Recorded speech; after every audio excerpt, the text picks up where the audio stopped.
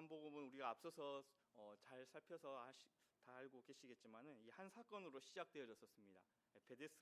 베데스다 목가에서 예수님께서 38년 된 병자를 고치심으로 시작되었는데, 그런데 문제는 이 치유 자체가 문제가 아니라 그 일이 안식일에 벌어졌다는 데서 시작되어졌습니다. 유대 지도자들은 이 예수님을 하나님께로부터 보내심을 받은 분으로 보기보다도 이 안식일 규정을 이렇게 흔드는 위험한 사람으로 경계해야 될 인물로 이제 보기 시작한 것이죠. 그때 예수님께서 그들을 향하여서 하신 말씀이 17절 말씀이었는데, 내 아버지께서 일하시니 이제까지 일하시니 나도 일한다. 예수님께서 그들을 향하여서 이렇게 말씀을 하셨습니다.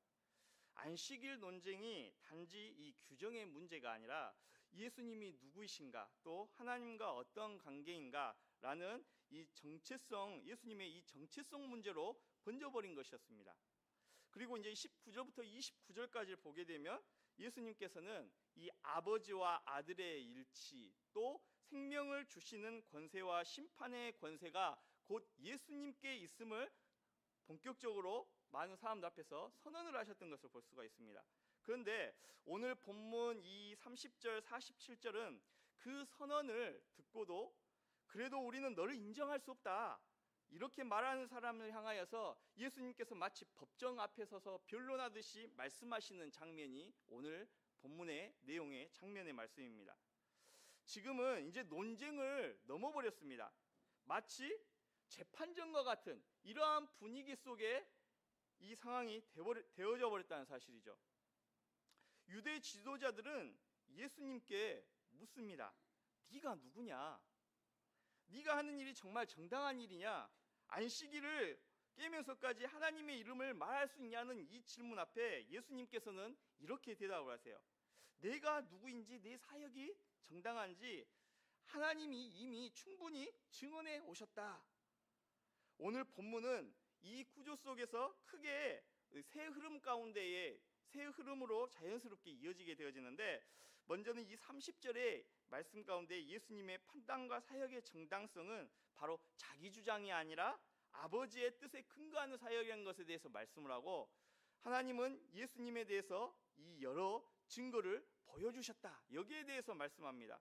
그리고 31절과 39절 말씀을 보게 되면 이제 세례 요한, 또 예수님의 일, 아버지, 성부 하나님 아버지, 또 성경, 이 모든 것들이 예수님을 증거하고 있다, 여기에 대해서도 말씀하고 있고, 뒤이어서 40절과 47절은 그런데 문제는 증거와 부족한 것이 아니라 증거 앞에서도 나오지 않으려는 마음이 결국 모세가 그들을 고발할 것이다, 고발하고 있다, 이거에 대해서 지금 크게 세 흐름에서 이렇게 말씀하고 있습니다. 오늘 본문 30절은 예수님께서 이처럼 말씀하시면서 시작을 해요. 내가 아무것도 스스로 할 수 없노라. 듣는 대로 심판하노니 나는 나의 뜻대로 하려 하지 않고 나를 보내신 이의 뜻대로 하려 함으로 내 심판은 의로우니라 라고 말씀합니다. 이 앞선 19절에도 예수님께서 말씀하신 것처럼 30절, 오늘 우리가 보았던 이 30절 말씀도 똑같은 맥락의 말씀입니다. 그래서 이 말씀도 우리가 오해해서는 안 될 부분인데, 지금 예수님께서 능력이 없으셔서 아무것도 할 수 없다, 이렇게 말씀하신 뜻이 아니라는 것이죠. 요한복음 1장에서 이미 예수님께서는 말씀으로 창조에 참여하신 하나님이시라는 것에 대해서 증언을 하고 있습니다. 여기에서 예수님이 말씀하시는 이 30절에서 말씀하시는 의미는 예수님이 무능력하시다, 그런 게 아니라 성부 하나님과 성자 예수님의 의존과 일치에 대해서 말씀하고 있는 것입니다. 즉 예수님의 사역은 독단적 개인의 사역이 아니라 아버지의 뜻 안에서 이루시는, 움직이시는 이 사역이라는 것이죠. 그래서 30절의 심판에 대해서도 예수님은 이렇게 말씀을 하세요. 내가 듣는 대로 심판한다. 이 말씀은 예수님께서 어느 누구의 눈치를 보면서 판결하신다는 말이 아니라, 심판하신다는 것이 아니라 이 아버지와 완전한 교통 안에서 아버지의 판단과 완전히 같은 판단을 하신다, 이 말씀을 예수님이 하고 계시는 것이죠. 그래서 예수님의 심판이 의로울 수 있는 이유가 바로 여기에 있다라고 예수님이 선언하고 계시는 것입니다. 왜냐? 그 심판이 누구의 뜻에서부터 시작되어지는 것이냐? 바로 아버지의 뜻에서 시작되어지기 때문에 그렇다는 것입니다. 자, 그렇다면은 이제 유대인들 입장에서는 예수님의 이 말씀을 듣고 이렇게 반문해 올 수가 있습니다. 좋다. 그런데 그거는 어디까지나 지금 네가 말하는 거잖아 라고 예수님을 향해서 이렇게 이야기할 수가 있어요. 너 자신이 너를 증언한다면은 야, 어떻게 그것이 증거가 되어질 수 있냐 물을 수가 있잖아요. 그래서 예수님께서는 지금 다음 구절, 그러니까 31절이죠. 31절에서 증언의 원칙에 대해서부터 이야기하고 말씀을 하시는 것입니다. 31절 말씀을 보게 되면 네가 만일 나를 위하여 증언하면 내 증언은 참되지 아니하되 라고 예수님께서 말씀하세요. 예수님께서는 유대인들의 이 율법적 사고를 정확히 알고 계셨습니다. 왜 이렇게 이야기하는지 알고 계셨다는 거예요. 신명기 19장 15절 말씀을 보게 되어지면 사람의 모든 악에 관하여 또한 모든 죄에 관하여는 한 증인으로만 정할 것이 아니요 두 증인의 입으로나 또는 세 증인의 입으로 그 사건을 확정할 것이며 라고 말씀합니다. 그러니까 이 말씀을 예수님께서는 이미 알고 계셨다는 것입니다. 그래서 지금 어떠한 의도로 유대 지도자들이 예수님을 공격하였는지 그 질문에 대한 의도를 정확하게 꿰뚫고 계셨다는 거예요. 유대 사회에서 자기 자신에 대한 단독 증언은 법적 효력이 없습니다. 참이냐 거짓이냐 이전에 증거로 채택되지 않은 증언인 것이죠. 예수님은 이 규칙을 지금 그들의 언어로 받아들이시고 말씀하신 것입니다. 그래서 예수님도 나를 하나님의 아들로 증언하여 주실 분이 따로 있다라고 예수님이 말씀하신 것입니다. 여기에 32절에 증언하시는 이가 따로 있다 말씀하셨던 예수님의 말씀을 보게 되면 단수형이에요. 그러니까 예수님은 본인이 하나님의 아들이시고 참된 메시아 그리스도이심을 증언하기 위하여서 많은 사람들의 증언과 도움이 필요 없다는 것에 대해서 분명하게 말씀하고 계시는 것입니다. 실로 34절에 나오듯이 예수님께서는 사람들의 증언을 취하지 않으신다고 말씀하시는데 이 말씀이 그대로 되어지는 것이죠. 예수님을 하나님의 아들 메시아 그리스도로 증언하실 분은 딱 한 분만이 계신다는 것입니다. 필요하다는 것입니다. 그 딱 한 분, 그분이 누구이십니까? 36절과 37절의 그 답에 대해서 예수님이 말씀하시죠. 그분은 바로 하나님 아버지이신 것입니다. 예수님의 하나님에 관한 증언은 사람이 필요가 없다는 것입니다. 누가 예수님을 사람들이 와서 예수님이 당신은 하나님의 아들입니다 이렇게 증언해 줄 필요가 없다는 것이죠. 왜냐하면은 하나님은 하나님의 자신의 아들을 아버지이신 하나님이 증언하면은 그것이 끝나는 것이잖아요. 그래서 증언은 오로지 하나님 한 분만이 하시는 것이다 라는 것에 대해서 유대인들에게 유대 종교 지도자들에게 말씀하셨던 거예요. 더욱이 32절에 예수님을 증언하실 수 있는 이 유일하신 아버지 하나님의 증언하신 것은 지금 현재형으로 기록되어져 있어요. 그러니까 예수님이 하나님 되심을 증언하신 유일하신 아버지 하나님의 증언은 예수님께서 말씀하셨던 그때 당시에 끝나버린 것이 아니라 지금도 여전히 현재적으로 진행되어지고 있다는 것이죠. 아버지 하나님께서는 지금도 여전히 당신의 아들이신 예수 그리스도를 참 하나님으로 참 메시아 그리스도로 계속해서 증언하고 계신다는 사실입니다. 이것이 예수님의 사역의 이 정당성의 이 첫 뿌리가 되어지는 것입니다. 정당성은 사람들의 평가에서 오지 않습니다. 오직 예수 그리스도를 이 땅에 독생자를 보내신 성부 하나님의 보내신 분의 권위에서만 시작되어진다는 사실이죠. 그러면서 이제 이 32절을 보게 되어지면은 예수님께서는 그들이 원하는 증거와 증언들에 대해서 차례대로 그 사실에 대해서 말씀을 하세요. 여기서 요한복음에서의 핵심적 단어가 계속해서 반복해서 등장을 하는데요. 이 요한복음에서는 다른 이 사복음서에서 볼 수 없는 단어가 계속해서 자주 나와요. 그 단어가 무엇이냐면은 바로 증언이라는 단어입니다. 이 증언이라는 단어가 계속 이제 이후부터 계속해서 반복적으로 나오게 되는데 이 증언은 이 원문을 보게 되면은 마르티리아라는 단어입니다. 이는 마르티스라는 단어에서 유래되어진 단어인데요. 마르티스라는 단어는 증인, 순교자라는 의미를 가지고 있습니다. 여기서부터 유래되어졌어요. 근데 마르티아라는 이 법정에서 사실을 증언하는 증인의 의미로서 신약에서는 하나님의 뜻과 예수 그리스도의 이 사역을 증언하는 자를 의미를 하고 있습니다. 그리고 증인으로서 이 하나님의 뜻과 또 예수 그리스도의 사역을 증언자들을 차례대로 예수님께서 지금 말씀하고 계시는 것이죠. 그 첫 번째 증언자로 예수님께서 누구에 대해서 언급을 하시냐? 33절과 35절에서 나온 것처럼 바로 세례 요한을 언급을 하십니다. 예수님은 너희가 요한에게 사람을 보내매 요한이 진리에 대해서 증언하였다고 말씀을 하세요.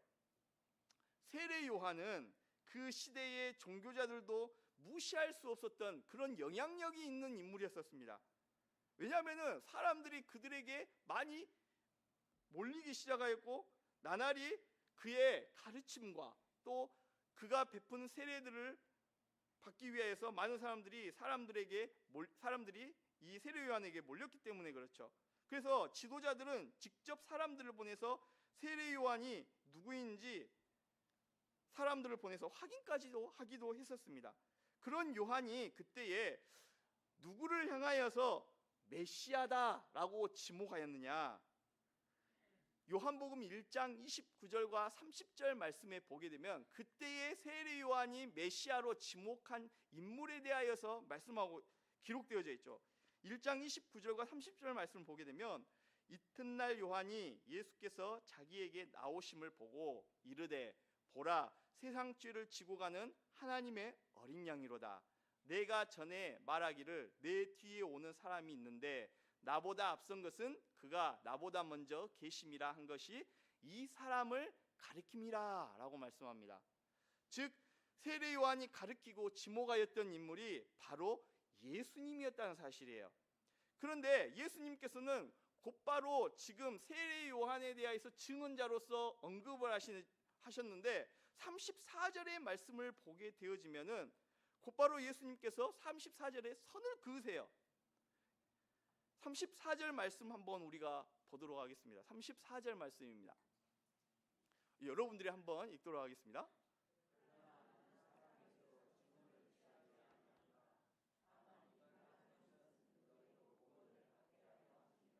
아멘. 그러나 34절 말씀에서 보게 되면 중요한 부분이 이거죠. 그러나 나는 어떻게 하신다고요? 사람에게서 증언을 취하지 않는다라고 말씀합니다. 이 말은 지금 요한도 사람이잖아요. 그러니까 세례 요한의 이 증언이 쓸모없다는 그런 뜻이 아닙니다. 너희가 인정했던 요한조차도 나를 가리켰다는 것을 먼저는 기억하게끔 하시는 것이고 상기시키신 것이고 동시에 예수님의 최종 근거는 예수님의 메시아 되심의 최종 근거는 사람 요한에게 있지 않다는 것을 말씀하고 계시는 것입니다. 그리고 35절에 그 이유에 대하여서 더 분명하게 설명을 하시고 계시는 것이죠. 요한은 켜서 비추이는 등불이라 너희가 한때 그 빛에 즐거이 있기를 원하였거니와 라고 말씀합니다. 요한의 증언은 빛이 아니라 무엇과 같다고 말씀합니까? 등불과 같은 것이라고 말씀을 해요.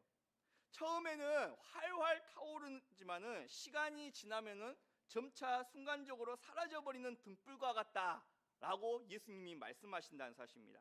한때 타오르다가 꺼지는 불이 바로 이 세례 요한의 사역이었던 것이죠. 빛으로 인도하는 등불에 지나지 않았습니다.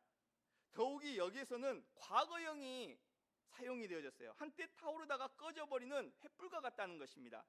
요한의 증언은 지난 과거의 이야기다. 지금 여기에 대해서 예수님이 말씀하고 계시는 거예요. 지금은 존재하지 않다는 것이죠. 그렇습니다. 우리 역시 마찬가지입니다. 예수님을 증언하는 그 증언은 세례 요한이 증언하였던 것처럼 어디까지나 주님으로 인도하는 등불과 같은 우리는 역할을 할 뿐입니다. 시간이 지나면은 우리의 외침은 퇴색되어지고 없어져 버릴 것입니다. 우리의 증언은 빛 그 자체가 아니라 세례 요한의 외침과 같이 등불과 같은 것이죠. 요한은 참된 빛, 영생 구세주가 아니었습니다. 1장 15절에서 말씀하신 것처럼 내 뒤에 오시는 이가 나보다 앞서고 나보다 먼저 계신 분이다, 이렇게 말씀하셨던 것처럼 예수님만을 증언하기 위하여서 하나님께서 사용하셨던 인물일 뿐이었던 것입니다. 요한을 포함한 우리 인간의 증언은 이처럼 등불의 역할로 만족하는 것입니다.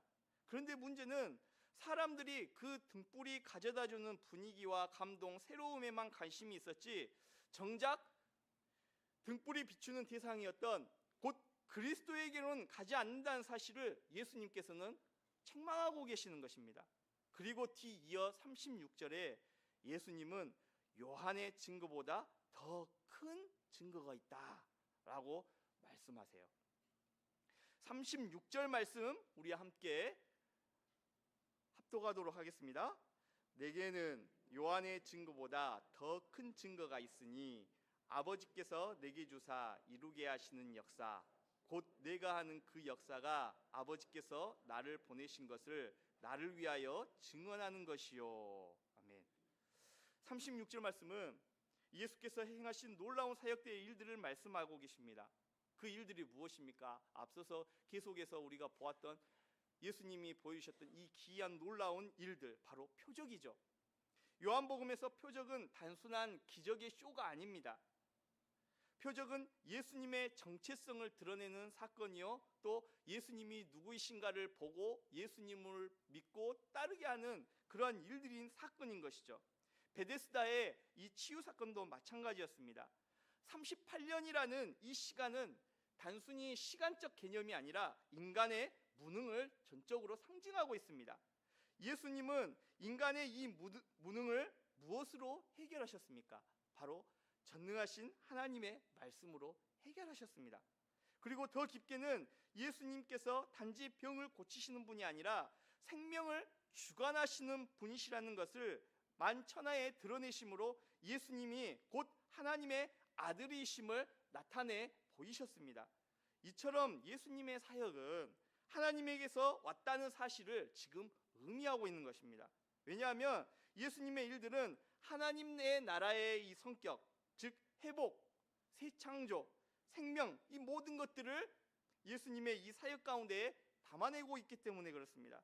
예수님은 계속해서 이 37절부터 38절에 이 세 번째 증언에 대해 말씀해 가십니다. 38절과 39절 말씀도 한번 합독하도록 하겠습니다. 또한 나를 보내신 아버지께서 친히 나를 위하여 증언하셨느니라. 너희는 아무 때에도 그 음성을 듣지 못하였고 그 형상을 보지 못하였으며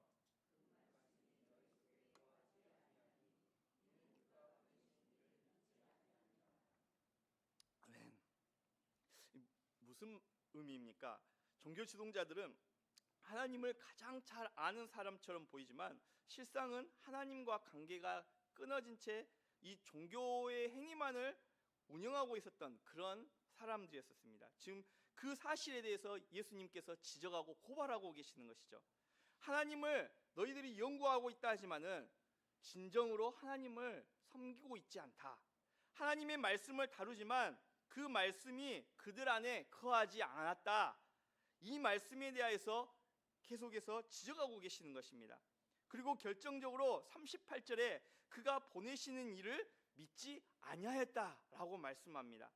하나님을 믿는다고 하지만, 너희들이 성경을 잘 안다고 하지만 정말 그 성경 안에서 말씀하고 있는 진정한 의미에 대하여서 알지 못하고 있다는 것에 대해서 말씀하고 있는 것이죠. 하나님을 믿는다고 하지만 하나님이 보내신 일을 믿지 않는다면 그 믿음은 이미 어긋난 것이다. 하나님을 사랑한다고 하지만 하나님이 보내신 분을 미워한다면 그 사랑은 이미 거짓이다라고 예수님이 선언하고 계시는 것입니다. 그러면서 39절에서 뒤이어서 예수님께서 이번에는 네 번째 증언으로 이 성경의 증언을 예수님께서 말씀하세요. 39절 말씀을 보게 되면 39절 여러분들이 한번 읽도록 하겠습니다.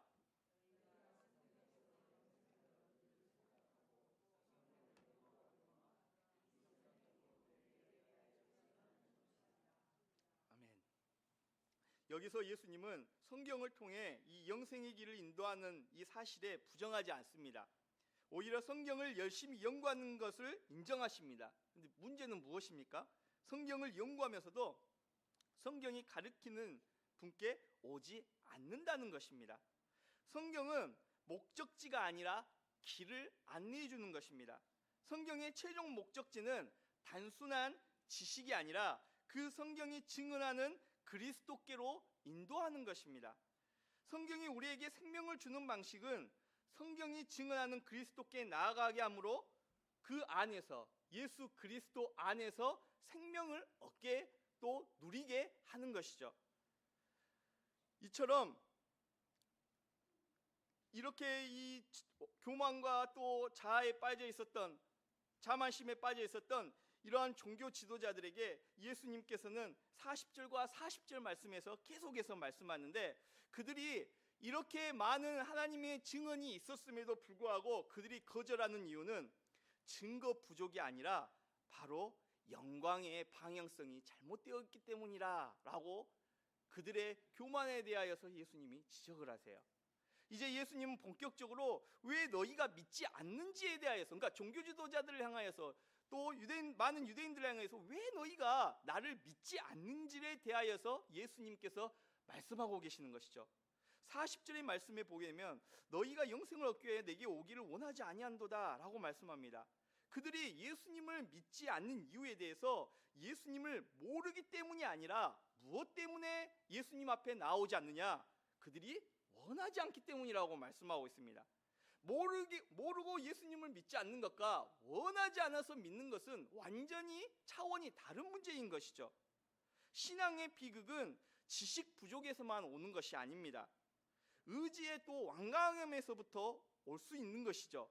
예수님께 나아가기 싫어하는 그 마음 자체가 이미 하나님께는 큰 교만인 것입니다.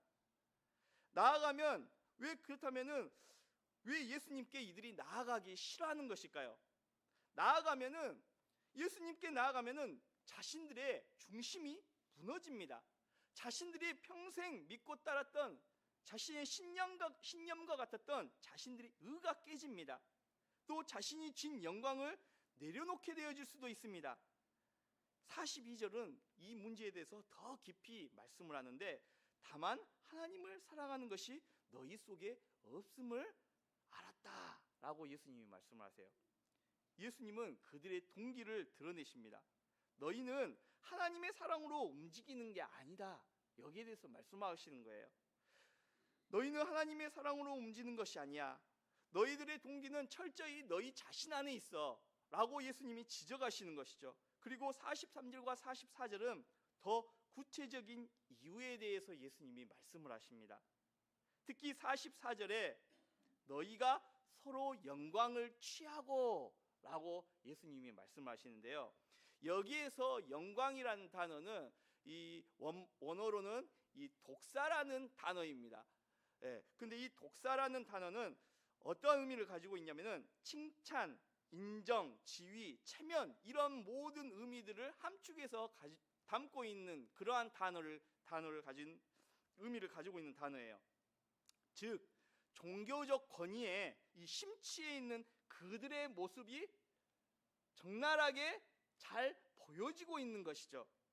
사람에게서 오는 영광을 붙잡으면 하나님께로부터 오는 영광을 구하지 않게 되어집니다.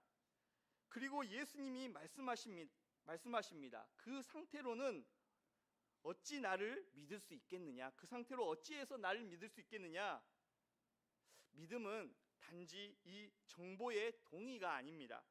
믿음은 영광의 방향이 바뀌는 것입니다. 사람의 시선에서 하나님의 시선으로, 자기 이름에서 하나님의 이름으로.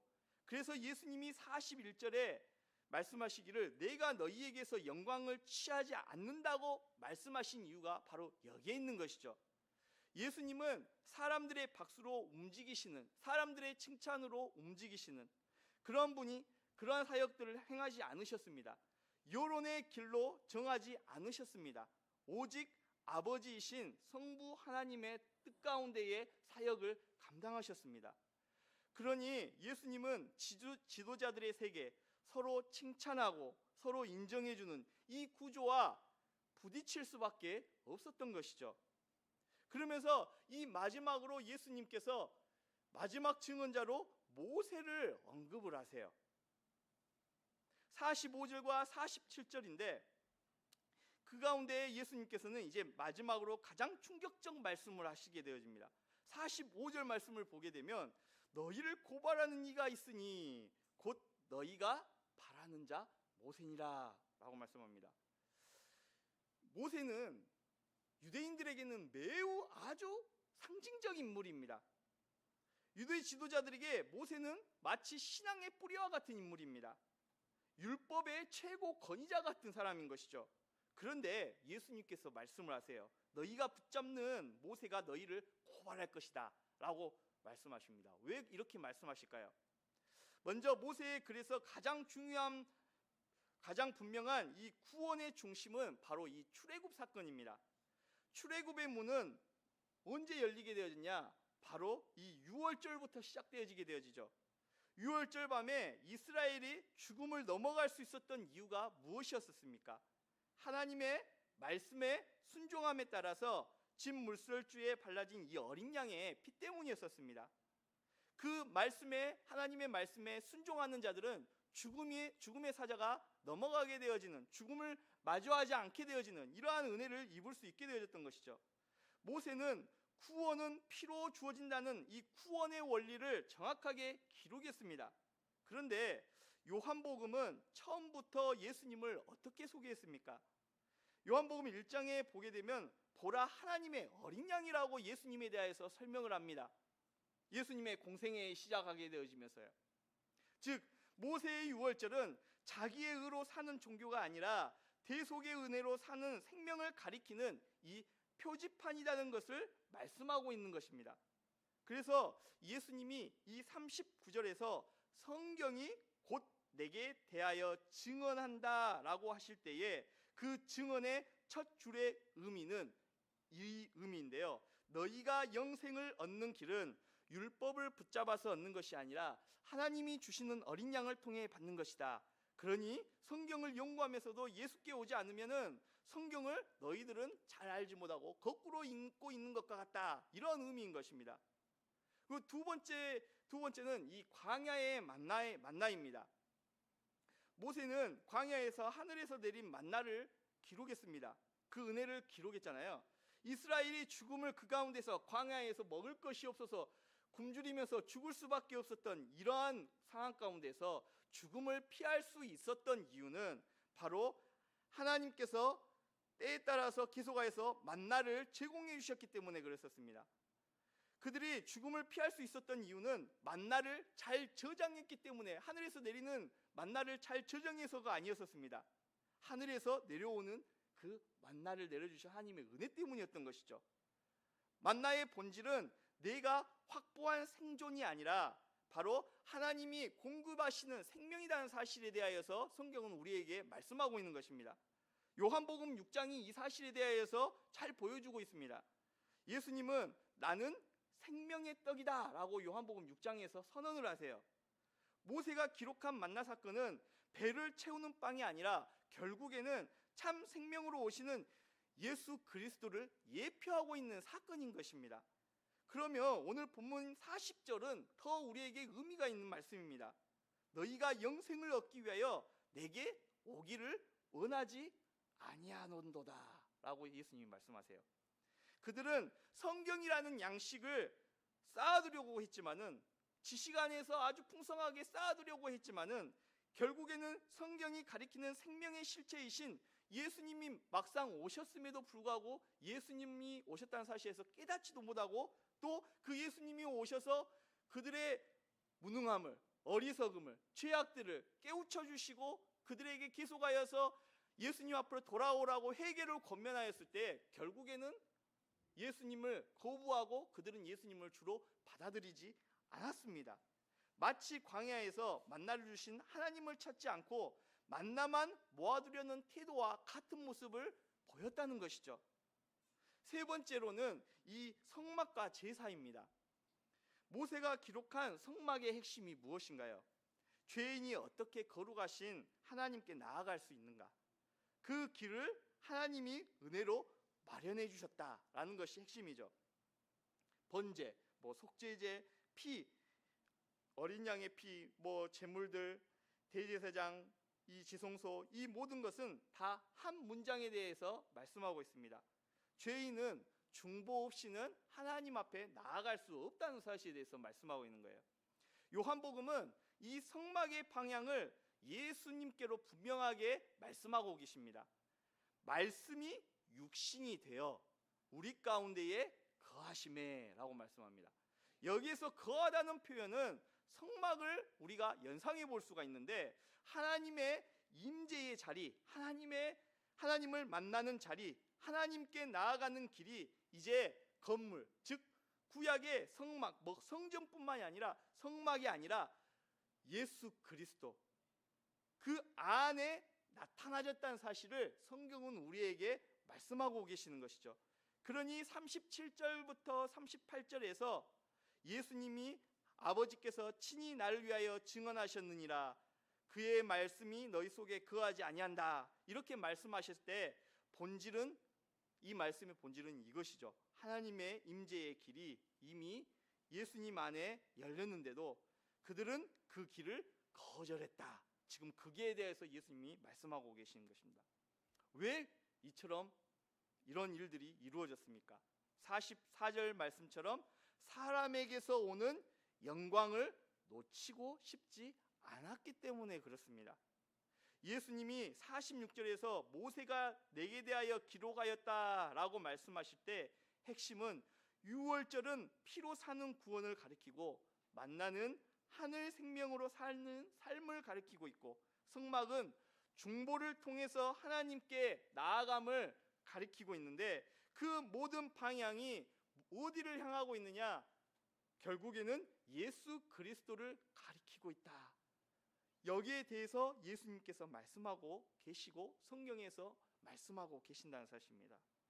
그래서 지금 예수님의 이 마지막 말씀하시는 이 한 문장이 우리에게 굉장히 무겁게 다가오게 되어진 것이죠. 47절 말씀인데요, 모세의 글도 믿지 아니하면서 어찌 내 말을 믿겠느냐라고 말씀하고 계시는 것이죠. 성경을 붙잡으면서도 예수 그리스도께 오지 않는다면 우리는 성경을 믿는 것이 아니라 예수께로 믿는 것이 아니라 성경을 이용하는 것입니다. 성경이 요구하는 결론은 지식이 아니라 바로 예수께로 나아가는 것입니다. 사람의 영광을 내려놓고 하나님께로부터 오는 영광을 구하고, 또 성경이 증언하는 예수 그리스도께로 나아가는 삶, 이것을 우리에게 요구하고 계신다는 사실입니다. 사랑하는 성도 여러분, 오늘 본문 말씀은요, 단순한 예수님과 종교 지도자들 간의 논리의 싸움이 아닙니다. 증거가 부족해서 예수님을 못 믿는 것이 아니라 영생을 위해 예수께 오기를 원치 않는 마음이 문제라고 말씀하고 계십니다. 그리고 그 마음의 뿌리는 사람에게서 오는 영광을 붙잡고 있는 데에 있다라고 말씀하고 있습니다. 예수님은 오늘도 우리 앞에 동일하게 서 계십니다. 세례 요한과 같은 증언이 있고, 주님의 일하심의 흔적이 있고, 또 아버지께서 말씀으로 증언하셨고, 성경은 계속해서 예수님을 가리키고 있습니다. 그런데 결정적인 이 질문이 있습니다. 무엇입니까? 나는 성경을 통해 누구에게로 가고 있는가? 이 질문을 우리 자신 안에 한번 되새겨서 질문을 해봐야 될 것입니다. 성경 지식 가운데에 우리가 단순히 머무르고 있는가? 아니면 성경이 증언하는 예수께로 나아가고 있는가? 사람의 영광을 붙잡고 있는가? 아니면 하나님께로부터 오는 영광을 구하고 있는가? 예수님께서는 우리 모두에게 오늘 이 시간에 동일하게 끝없이 외치고 계십니다. 예수 그리스도 앞에 오라, 나아오라 라고 말씀하십니다. 그런데 40절 말씀처럼 그러나 너희가 영생을 얻기 위하여 내게 오기를 원하지 아니한다. 이 말씀이 뒤집히는 것이 구원입니다.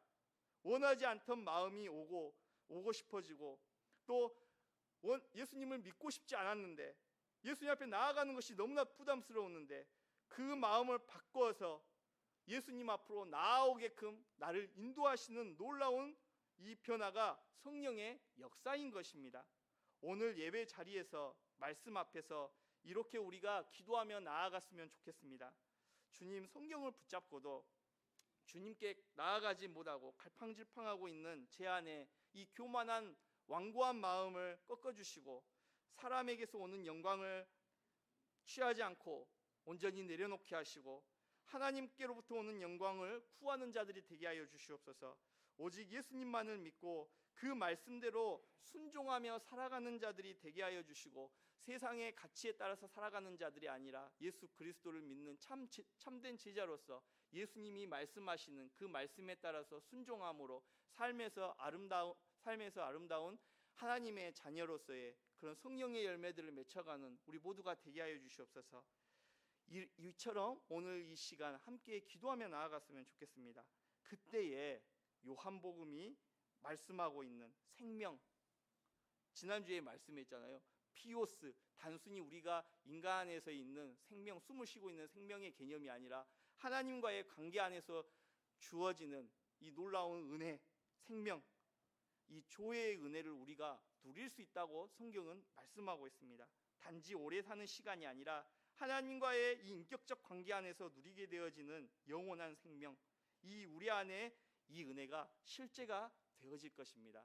오늘 이 말씀 우리가 붙잡고 오늘도 또 우리 일평생에 있어서 가장 확실한 증거와 증언, 예수 그리스도의 확실한 증거와 증언이 바로 성경에 기록되어져 있고 또 이 시대에 우리도 증언자로서 잠깐 사라지다가 그 하나님이 정해주신 그 수완대로 살다가 이 땅에서 우리도 소리 소문 없이 흔적도 없이 사라지겠지만 그 상황 가운데서도 우리의 인생이 오직 빛 되시는 예수 그리스도를 밝힐 수 있는 그러한 등불로서 증언자로서 살아갈 수 있는 저와 여러분 될 수 있기를 간절히 바랍니다. 기도하겠습니다.